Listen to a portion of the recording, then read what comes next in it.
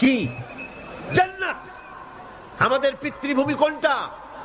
জান্নাত।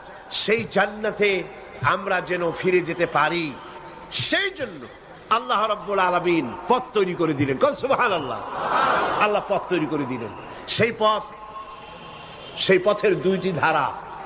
যেমন চট্টগ্রাম থেকে ট্রেনে করে যদি আপনি ঢাকা যেতে চান, তাহলে ট্রেনে যদি যেতে চান, ট্রেনগুলি চলে কয়টা লাইনের উপর থেকে? কম তো বলেন, সবাই জবাব দেন।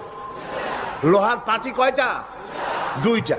এই দুইটা লাইনের উপরে ট্রেনের কম্পার্টমেন্টগুলি, বগিগুলি এর উপরে দেওয়া হয়। নিচে থাকে কি? চাকা। একটু মাথা খেয়াল করে শুনবেন, তাহলে জবাব দিতে পারবেন ঠাস ঠাস করে। নিচে থাকে চাকা। এই চাকাগুলি থাকে কিসের উপরে?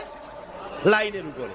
আর বগির মধ্যে কে? আপনি, আপনারা, আমরা মাল সামান নিয়ে বগিতে উঠছি, যাইব কই? ঢাকা রওনা করছি।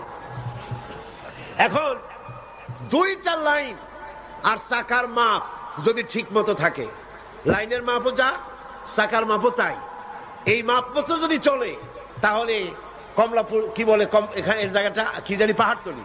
পাহাড়তলি থেকে ছাড়বে আর কমলাপুর পর্যন্ত চলে যাবে। পারবে কিনা? পারবে কিনা?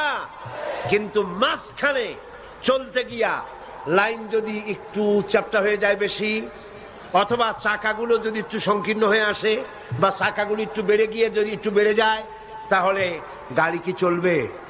গাড়ি চলবে? কি হবে? অ্যাক্সিডেন্ট করবে। খুব বুঝে আসতেছে না? অ্যাক্সিডেন্ট করবে। অ্যাক্সিডেন্ট করলে আপনি হাসি খুশি বাড়ি ফিরে আসবেন নাকি?